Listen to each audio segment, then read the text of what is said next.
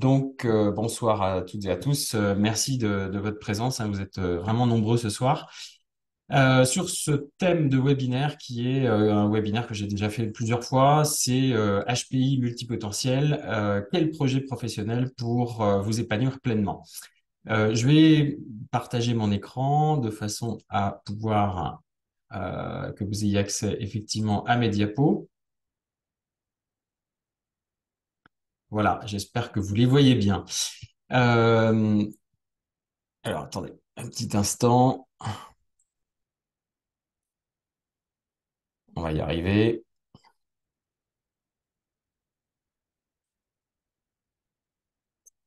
On va y arriver.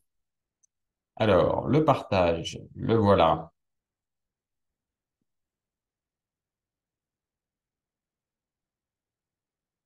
Mhm. Ah oui, j'avais trois questions à vous poser pour commencer. Effectivement, je voudrais commencer par vous demander en fait qui vous êtes. Alors, il y en a un certain nombre d'entre vous dont je connais déjà l'identité et pas mal de choses puisque je les ai eu au téléphone. Mais pour celles et ceux qui ne m'ont pas eu au téléphone avant, et moi, ça me permettra de mieux répondre en fait à vos questions et à vos attentes finalement personnalisées. C'est quelle est votre situation actuelle? Quel est votre domaine d'activité, votre fonction éventuelle? Votre situation tout simplement. Quel est votre enjeu numéro un actuellement en lien avec ce thème? Quel est votre obstacle numéro un pour avancer? Et à quelle échéance vous souhaitez avancer? Est-ce que c'est maintenant? Est-ce que c'est une échéance immédiate? Est-ce que c'est dans les prochaines semaines, plutôt dans les prochains mois, plutôt dans les prochaines années? Ou est-ce qu'éventuellement il y a tout simplement pas d'échéance particulière? Voilà. Alors, je vais juste me remettre pardon, excusez-moi, on va y arriver en même temps que j'essaye de voir vos messages, en même temps que vous m'écrivez. Euh, alors, on va reprendre. Voilà. Donc, désolé, hein, de ces petites difficultés techniques, on va y arriver. Voilà. Donc, effectivement, de quoi on va parler ce soir? Eh bien, au menu ce soir, première chose, je vais vous expliquer un petit peu plus de quoi on parle quand on parle de HPI. En tout cas, quand moi je parle de HPI, et c'est un terme, comme je l'ai dit à plusieurs d'entre vous, que je n'aime pas trop, mais il n'empêche que c'est un terme qui est assez connu. Mais on va rentrer un petit peu plus dans le détail de c'est quoi finalement les modes de fonctionnement des HPI, des multipotentiels. Et juste après, eh bien, je vous expliquerai pourquoi il est si difficile de se définir un projet professionnel en tant que HPI. Et enfin, on viendra à la fin à comment surmonter tous ces obstacles. Et puis, on terminera par vos questions. Voilà. Alors, pourquoi il est si difficile de se définir alors d'abord, de quoi on parle quand on parle de HPI? Bien effectivement, la première des choses, c'est que vous avez une vitesse, on va dire, plutôt hors norme. Alors, je ne sais pas si c'est une vitesse hors norme ou si c'est une vitesse importante, mais c'est une vitesse en tout cas qui est beaucoup plus importante que la moyenne. Et on va dire c'est une vitesse à la fois pour apprendre, pour comprendre les choses, pour observer, pour détecter les informations et aussi parfois pour agir. La deuxième particularité, c'est, je pense que pour certains, vous le savez, c'est une forme de pensée arborescente. Alors, je n'aime pas toujours dire ça parce qu'en réalité, je pense que tous les êtres humains ont une forme de pensée arborescente, mais c'est une capacité à, j'allais dire, manier différents concepts, à s'intéresser à plein de sujets à la fois. On pourrait parler d'éclectisme. Et donc, c'est souvent dans le mélange des genres, dans le mélange des sujets que on reconnaît les HPI et du coup, ça leur produit aussi une grande créativité. La troisième chose dont je voulais vous parler à propos de l'HPI, c'est un très haut niveau d'exigence et de perfectionnisme. Euh, et donc oui, alors c'est un haut niveau d'exigence qui peut confiner au perfectionnisme, mais encore une fois, le perfectionnisme n'est pas forcément, on va dire, quelque chose de négatif, mais dans notre société, ça peut être perçu comme quelque chose de négatif, et mais ça peut être aussi perçu comme quelque chose de très positif. Quatrième caractéristique des HPI, c'est un besoin d'apprendre en permanence. Alors, parfois, ça peut confiner à l'addiction, mais en tout cas, c'est une vraie capacité aussi à apprendre dans plein de domaines. Et on va le voir, ça peut jouer effectivement dans cette difficulté à choisir son projet professionnel d'une certaine façon. Cinquième caractéristique, c'est une sensibilité exacerbée. Alors, au passage, je voudrais juste faire la distinction entre HPE et HPI. On parle de HPE au potentiel émotionnel, ou en tout cas de personnes qui sont plutôt hypersensibles. Ça représente globalement 15 à 20% de la population, alors que ce dont je parle ce soir, les caractéristiques dont je vous parle ce soir, c'est plutôt entre 2 et 4% de la population selon, on va dire, l'échantillon dont on parle.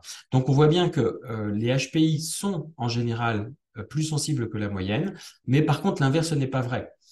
Alors, cette sensibilité exacerbée, ça peut être aussi de l'hyperesthésie, c'est-à-dire une capacité à ressentir les choses beaucoup plus fortement, à capter beaucoup plus d'informations, et on va le voir, ça a une importance dans ce qui va suivre.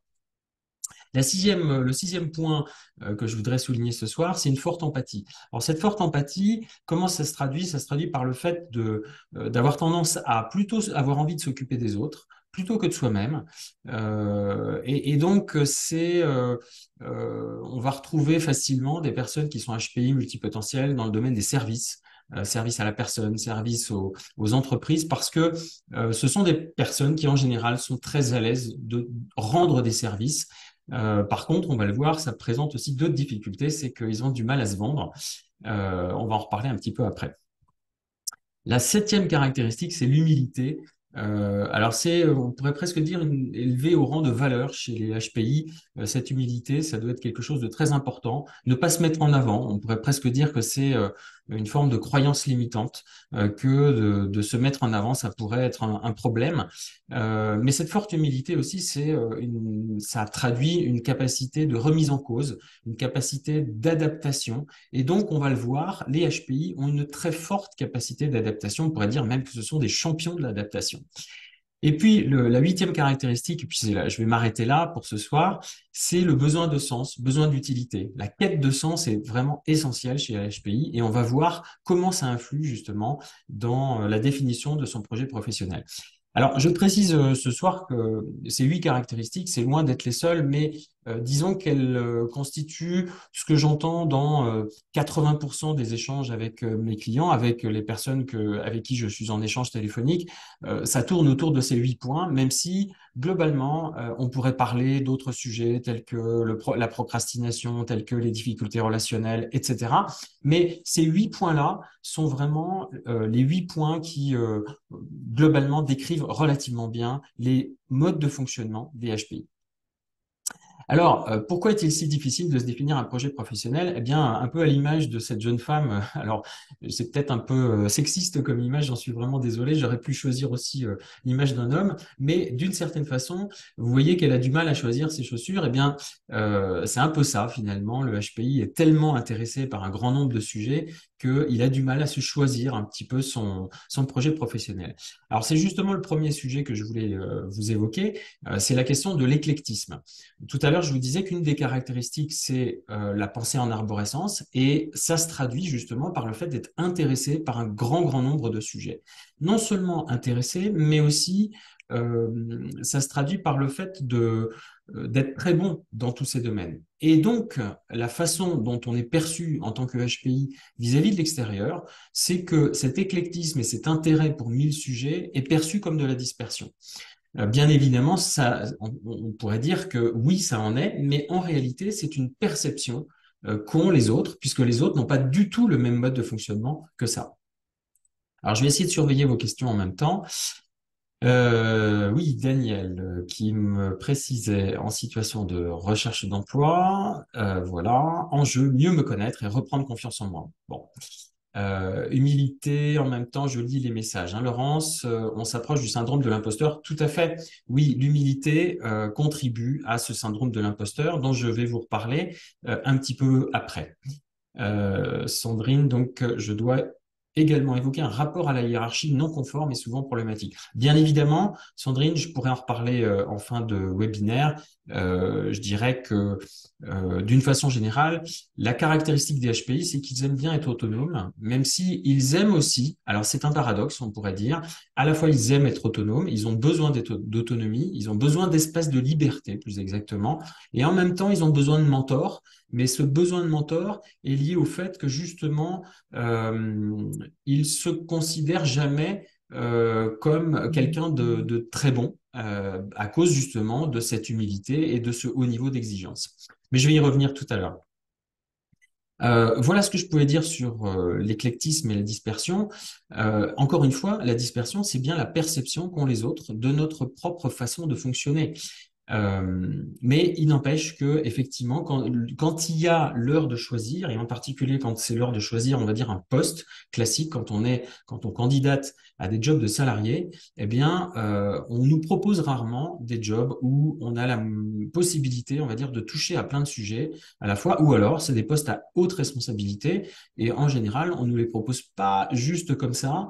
Donc, et quand on est indépendant ou quand on est entrepreneur, ça n'est pas si simple non plus parce que cet éclectisme et cette dispersion tend justement à nous éloigner d'un point qui est capital, c'est de nous focaliser sur un sujet. Si je prends pour ma part, quand j'ai démarré en tant que coach, je savais pas que j'étais HPI, je savais pas que je serais un expert de HPI et j'avais beaucoup de mal à me focaliser sur un sujet pour pouvoir bien me vendre. La deuxième raison pour laquelle c'est difficile de se définir un projet professionnel, si ma souris veut bien démarrer, voilà, c'est la suradaptation. Alors, qu'est-ce que c'est que la suradaptation? Eh bien, les HPI, en fait, ont cette tendance à, depuis tout petit, si je puis dire, du fait de leur empathie, à avoir besoin de se sentir acceptés et intégrés par les autres. Et donc, comme ils se sentent différents, eh bien, ils vont chercher à s'adapter aux autres. Ils vont chercher à se rendre identiques aux autres. Et ils finissent d'ailleurs par penser qu'ils sont identiques aux autres. Et comme ils ont une grande capacité d'adaptation, ils sont même des champions de l'adaptation, eh bien, ils vont toute leur vie être dans cette suradaptation. Et cette suradaptation, elle a un facteur très important dans la recherche, dans la quête de son projet professionnel, c'est que ça nous déconnecte d'une certaine façon de notre personnalité. Alors, c'est déjà pas simple quand on est dans l'éclectisme de se définir sa personnalité, de se définir son projet, mais si en plus on a tendance à s'adapter aux autres, eh bien, vous imaginez à quel point ça peut poser des difficultés. J'essaye de lire vos questions en même temps.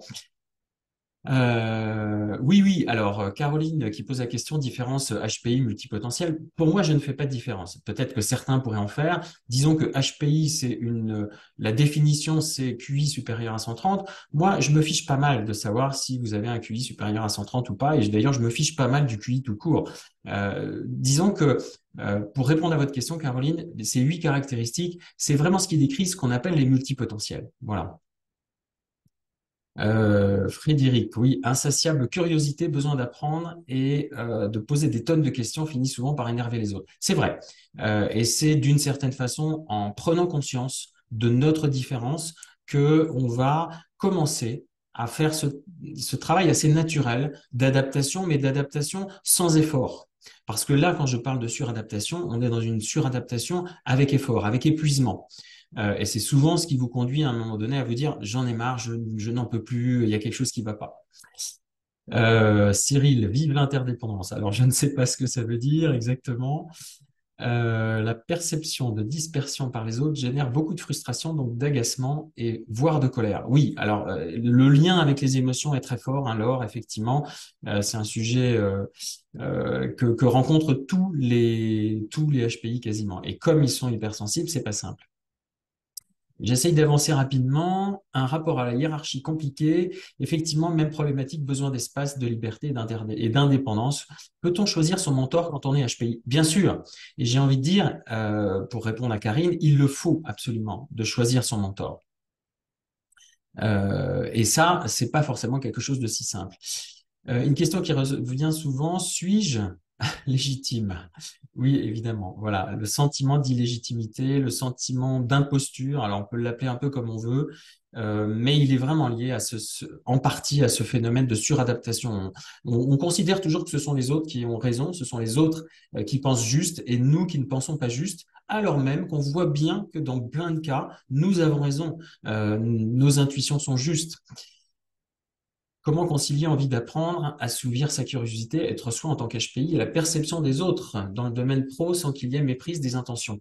Eh bien, d'une certaine façon, Daniel, il faut assumer pleinement votre curiosité et la rendre peut-être un petit peu moins visible ou moins ostensible vis-à-vis de personnes que ça pourrait gêner. Voilà, c'est comme ça que je pourrais résumer la réponse à ma question.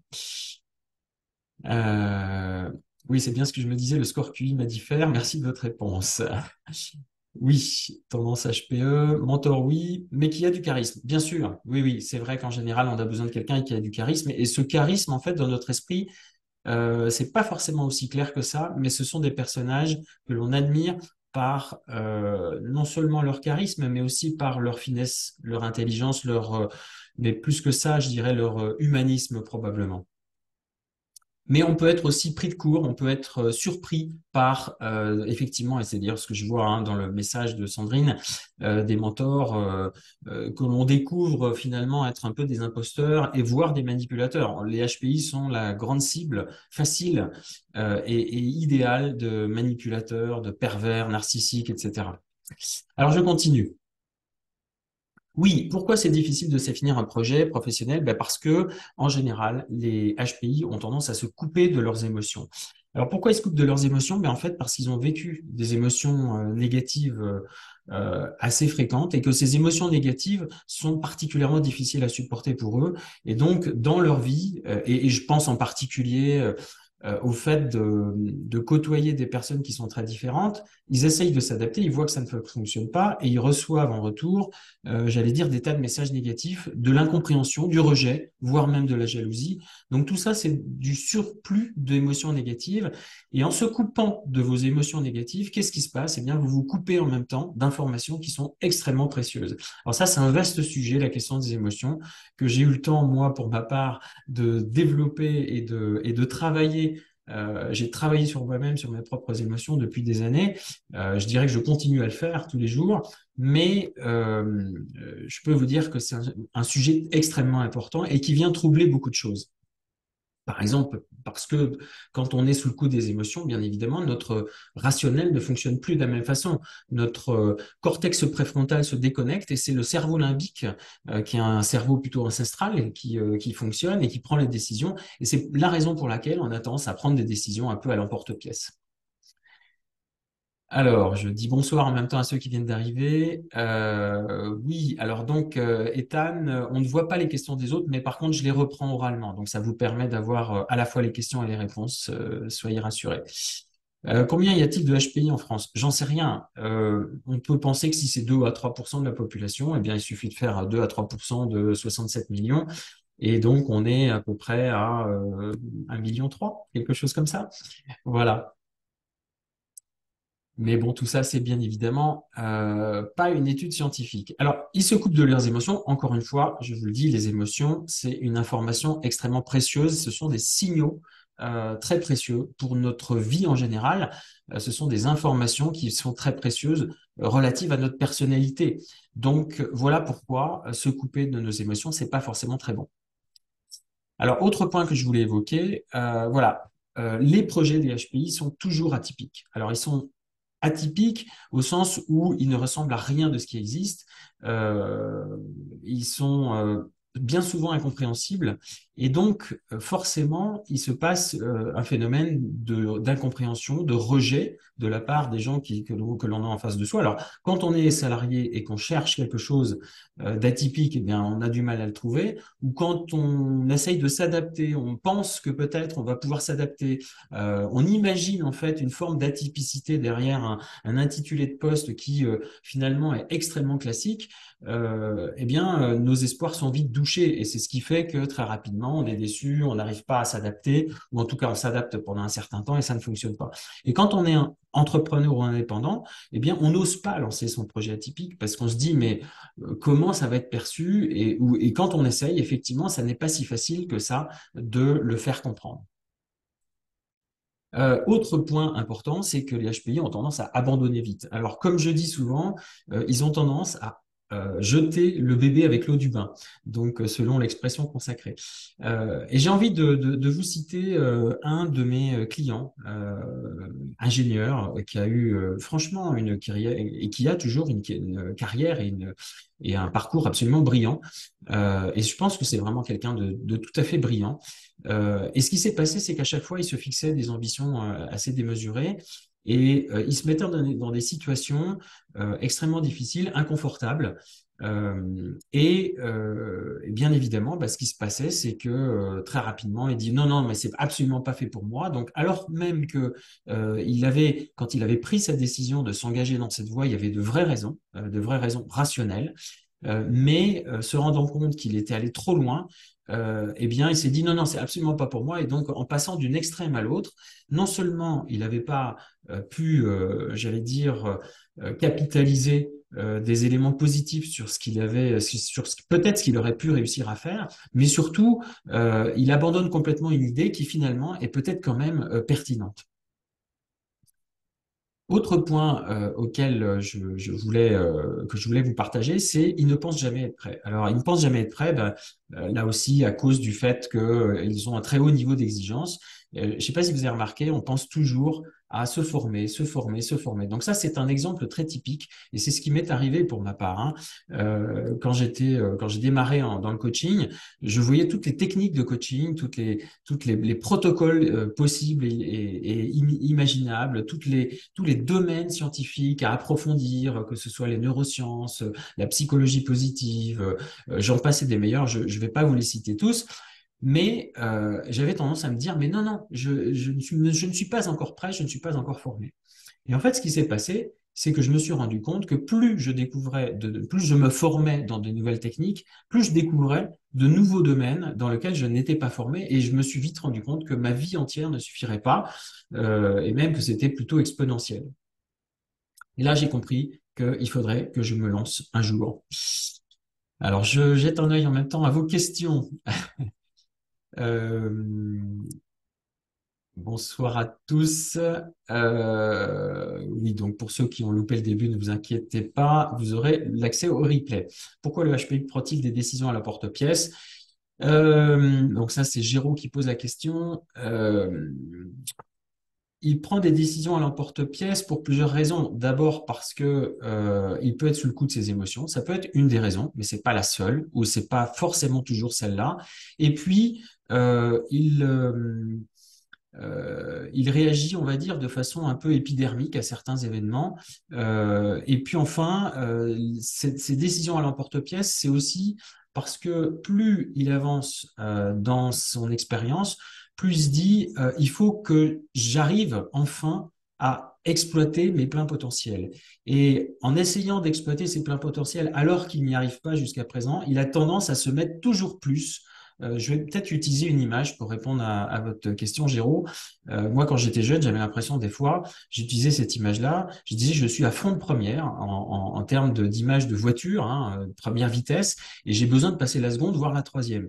Et plus on avance en âge et plus on avance en expérience, plus on se dit mais je suis pas, c'est pas en troisième qu'il faudrait que je passe en quatrième ou cinquième vitesse. Et donc, on a tendance à se mettre toujours la barre un peu plus haut. Et donc, c'est peut-être ça aussi qui contribue à prendre des décisions à l'emporte-pièce, ou en tout cas avec des barres toujours plus hautes d'une certaine façon. Je ne sais pas si ça répond à votre question. Karine, peut-on être déçu en tant que HPI par son responsable professionnel ou son mentor quand pas de retour, quand trop d'attentes? Oui, bien sûr, Karine.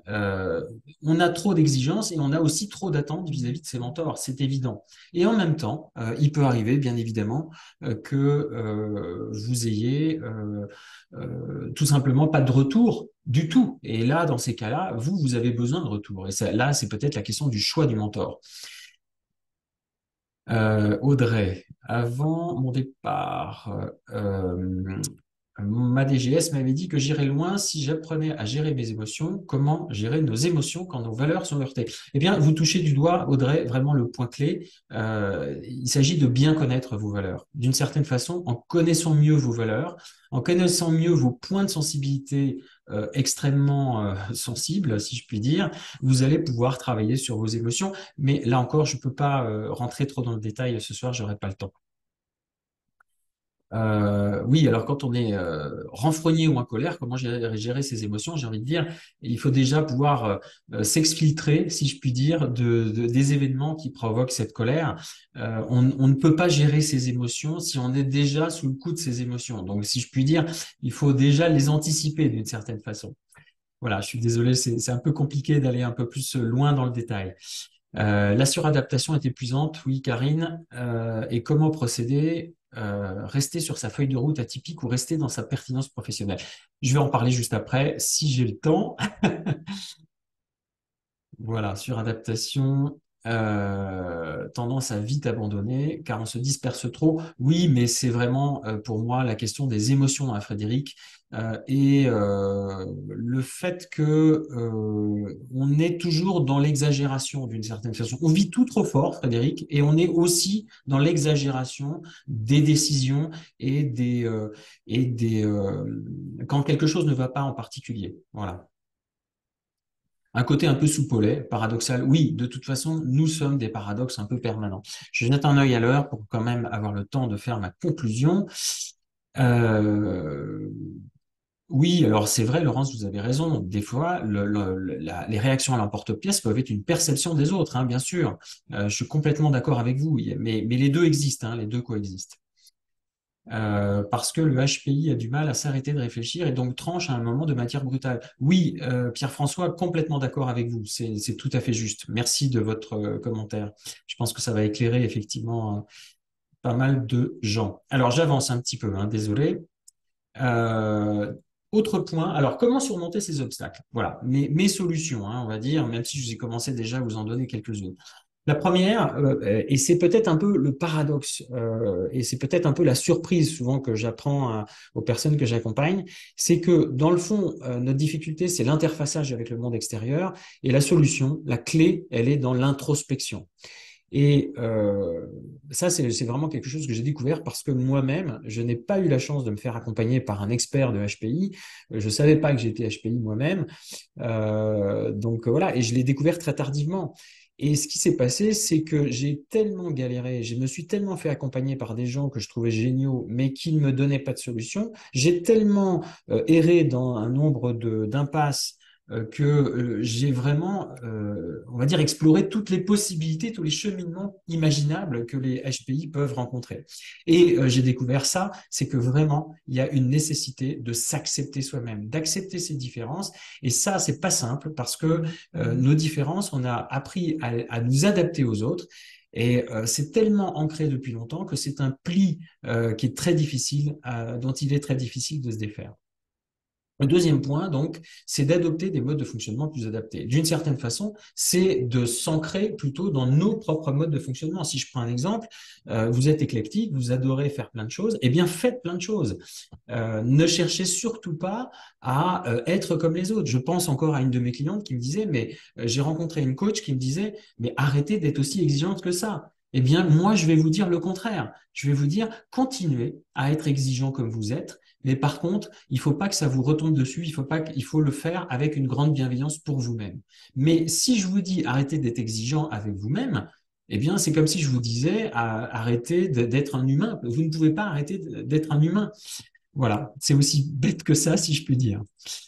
Vous reconnecter avec vos émotions. Alors ça, c'est un travail qui est pas simple, mais qui peut être rapide et ça demande un peu de temps. Et vous pouvez pas le faire vous-même parce que en fait, moi, je me suis rendu compte que c'était mes coachs qui m'ont aidé à me reconnecter à mes émotions parce que tout simplement, vous pouvez pas vous reconnecter avec quelque chose dont votre cerveau a décidé que c'était très mauvais pour vous. Donc, vous pouvez pas demander à votre cerveau de décider quelque chose de contraire à une décision antérieure. Donc, d'une certaine façon, c'est vraiment quelque chose sur lequel il faut se faire accompagner. Par contre, vous pouvez très rapidement devenir autonome sur ce sujet. Et ça, c'est une caractéristique des HPI, c'est qu'ils sont assez capable de s'auto-coacher d'une certaine façon.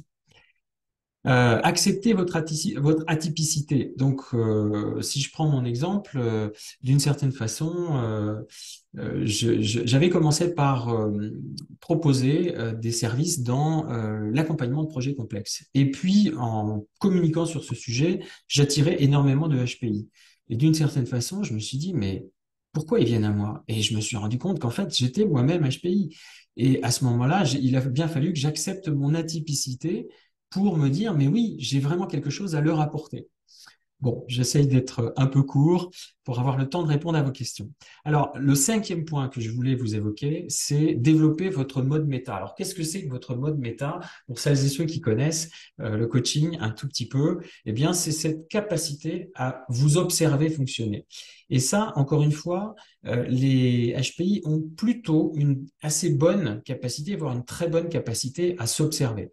La seule chose, c'est que il faut qu'ils aient conscience qu'ils sont différents. Mais à partir du moment où vous êtes conscient que vous êtes différent, que vous avez accepté d'être différent, que vous avez adopté des modes de fonctionnement qui sont plus écologiques pour vous-même, que vous vous êtes reconnecté à vos émotions, que vous avez accepté votre atypicité, à ce moment-là, vous allez pouvoir commencer à mieux vous observer et surtout vous observer avec un œil beaucoup plus pertinent, puisque justement, vous savez que vous êtes différent et donc vous allez, à chaque fois que vous êtes différent, au lieu de penser que vous êtes exactement les mêmes que les autres, eh bien, vous allez vous dire, ah tiens, là, attention, je pousse un peu loin ma différence et je sais que ça peut poser problème. Voilà, donc c'est un peu ça l'idée générale de ce message-là. Et je crois que j'en ai terminé avec celui-ci. Ah non, non, j'avais un autre point, pardon. Ajuster vos croyances. Alors, qu'est-ce que c'est que vos croyances? Eh bien, tout à l'heure, je vous disais, par exemple, qu'une de nos croyances assez fréquente, c'est de dire que l'humilité, c'est très important. C'est une de nos valeurs, en fait. Et cette humilité nous conduit parfois à une croyance qui peut être limitante, qui est de dire, il faut surtout pas se mettre en avant parce que ça peut être dangereux. Et ça, c'était une de mes croyances à moi. Alors, ces croyances en coaching, on les appelle des croyances limitantes parce que ce sont des piliers sur lesquels on s'est forgé toute notre vie, qui ont été très importants pendant un certain temps, qui ont eu une grande valeur, qui nous ont permis de nous développer, qui nous ont permis de surmonter des tas d'obstacles, mais qui, à un moment donné, nous empêchent d'avancer. Et je dois bien le dire que dans le cas des HPI, ils en ont un certain nombre, parce que des valeurs, ils en ont beaucoup. J'ai juste une petite anecdote. Quand je m'étais fait accompagner par une thérapeute il y a 7 ou 8 ans de ça, elle m'avait demandé un exercice que je trouve d'ailleurs très très bien, tout à fait pertinent et génial, c'est d'écrire toutes les valeurs qui étaient importantes pour moi. Et j'en avais écrit 2 pages. Mais elle était sidérée. Bah oui, parce que on a autant de valeurs qu'on a de sujets d'intérêt presque.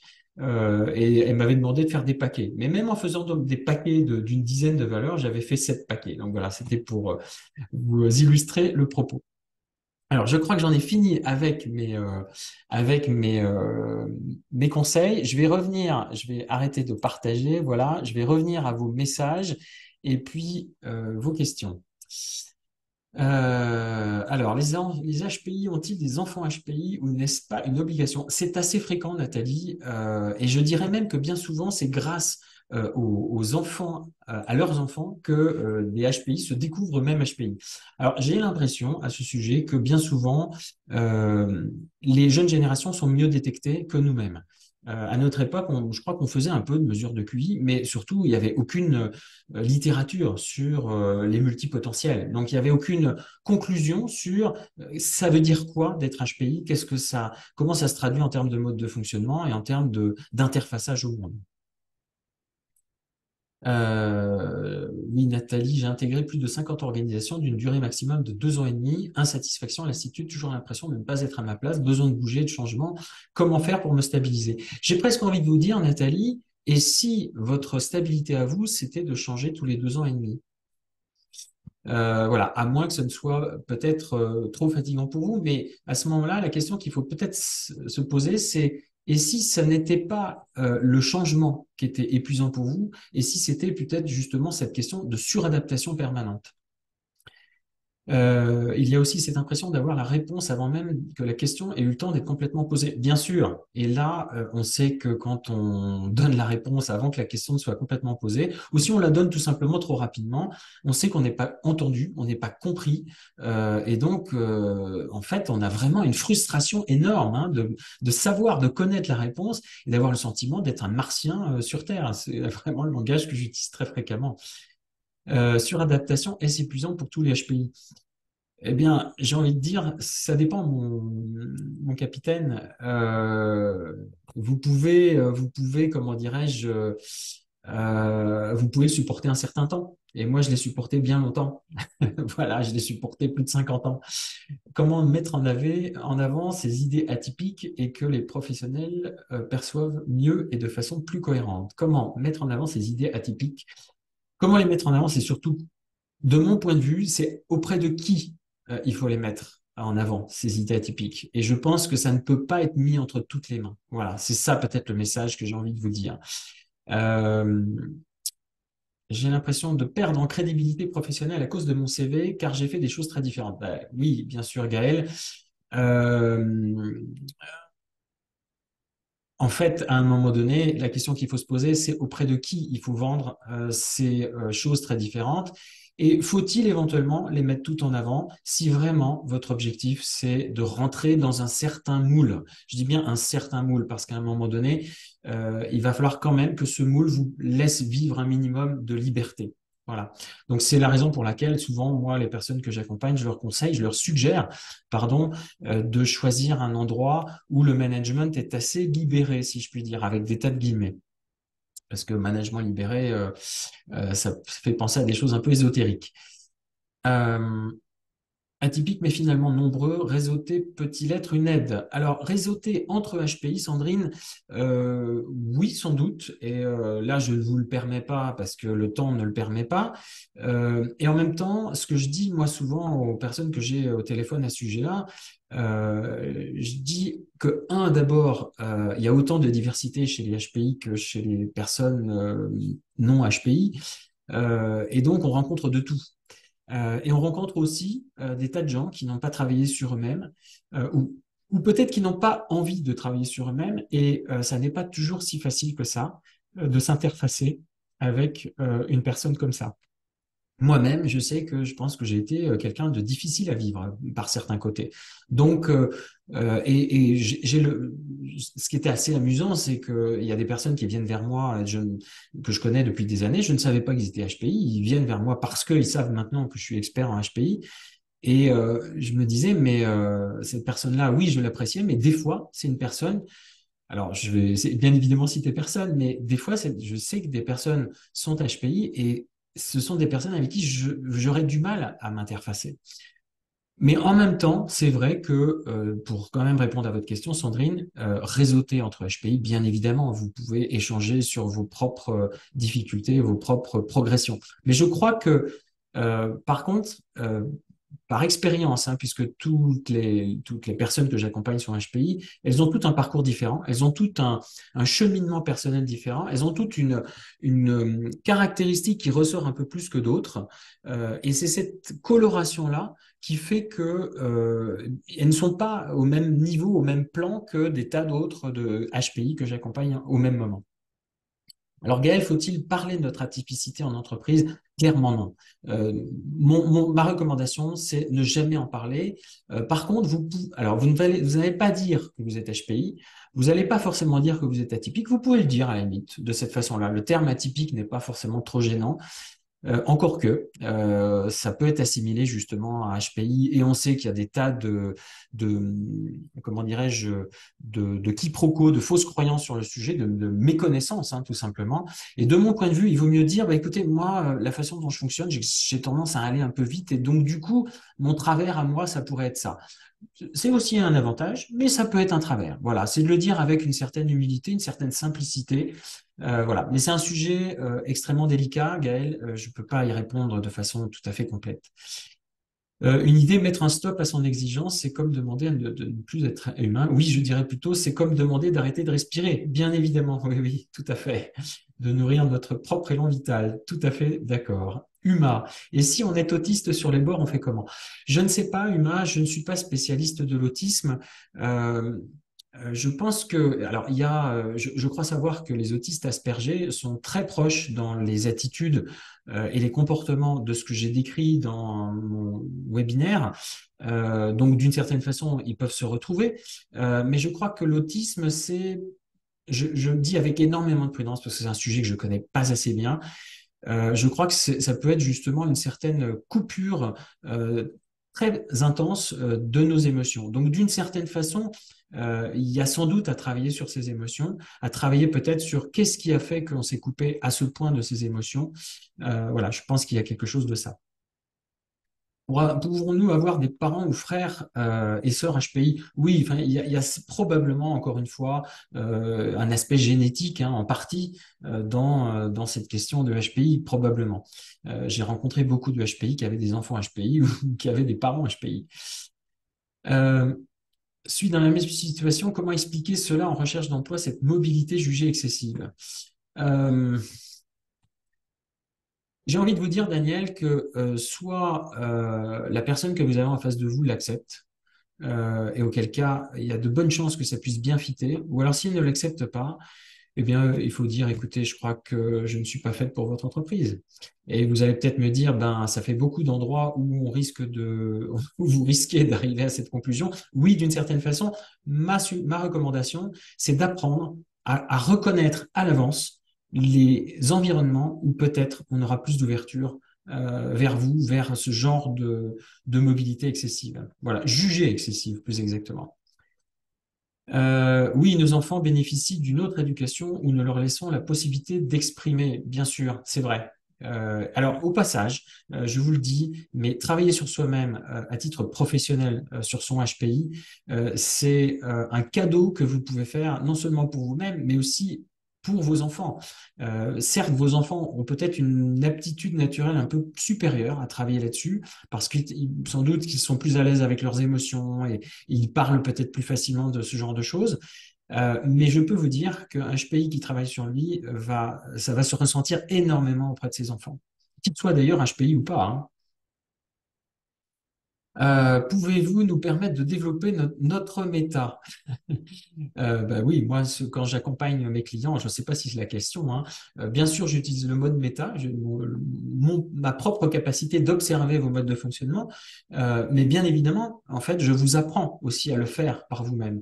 Dans le coaching, c'est vraiment une des valeurs centrales, c'est de rendre son coaché autonome.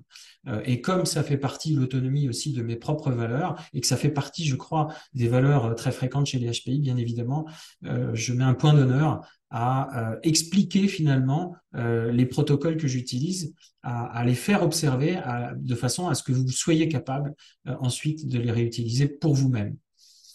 La difficulté de s'engager dans un couple est-elle aussi une difficulté liée au profil HPI? Certainement, mais je ne suis pas spécialiste et je vais citer David Boudjona, qui est, je crois, un grand spécialiste du HPI en couple et des réseaux comment dirais-je, amoureux de HPI. Donc, David Boudjona sur LinkedIn, bien plus spécialiste que moi des questions amoureuses entre HPI. Oui, oui, j'ai vu qu'il y avait deux Nathalie. Euh, Sauf que le management le découvre qu'une fois dans la place, obligé de se fier à notre intuition. Pas tout à fait d'accord. Oui, c'est vrai, vous pouvez vous fier un peu à votre intuition, mais le problème, c'est que notre intuition sur la lecture, la compréhension des modes de fonctionnement des gens peut être parfois erronée. On a des intuitions très fortes et très pertinentes sur j'allais dire, des mouvements sociétaux, des visions technologiques, sur la façon dont notre société évolue. Mais sur les personnes, c'est un peu plus délicat. Notre jugement est altéré par notre mauvaise compréhension, notre mauvaise lecture de nous-mêmes, en fait. Euh, Combien de fois suggère-t-on une idée qui n'est pas comprise sur le moment par les autres et devient la solution, reconnue 6 mois après? Oui, bien sûr, notre intuition nous empêche, hélas, trop souvent de nous faire comprendre. Mais en même temps, quand vous avez votre intuition sur ce genre de choses et vous sentez que vous avez raison, eh bien, faites confiance à votre intuition. Voilà, Frédéric, c'est le message que j'ai à te faire passer. Par contre, ce qui est difficile, c'est de l'expliquer, c'est de convaincre. Euh, et là, j'aurais besoin d'un petit peu plus de temps puisqu'il est 18h45. Avant de vous quitter, je suis désolé, j'ai pas le temps de faire toutes les questions. Je voulais vous renvoyer le lien vers mon agenda. J'imagine que vous avez beaucoup de frustration à ne pas pouvoir avoir les réponses à toutes vos questions. Aimé aussi vous donner d'autres messages personnels puisque j'ai eu beaucoup, beaucoup de monde au téléphone. Donc, ce lien vers mon agenda, c'est quoi? C'est tout simplement, si vous avez envie, si c'est un sens pour vous, je vous propose un rendez-vous exploratoire gratuit et sans engagement d'une demi-heure. Voilà, à partir de demain, quand vous voulez. Et le but, ben, c'est de vous aider peut-être à avoir une situation, enfin une vision un peu plus claire sur votre situation, d'avoir une sorte de diagnostic hein, un peu plus précis sur de comment vous êtes coloré HPI, sur quelles caractéristiques vous êtes particulièrement coloré, et surtout d'avoir des pistes d'action pour avancer. Voilà, eh bien, je suis désolé, je vous souhaite à tout le monde une très très bonne soirée. Et puis, je sais que j'ai rendez-vous avec certains d'entre vous demain, après-demain et la semaine prochaine. Donc, voilà, je vous remercie beaucoup. Et puis, bah, vous aurez accès de toute façon au replay entier à partir de demain matin. Je vous envoie ça par mail très rapidement. Voilà, je vous remercie beaucoup. Bonsoir, bonsoir, bonsoir.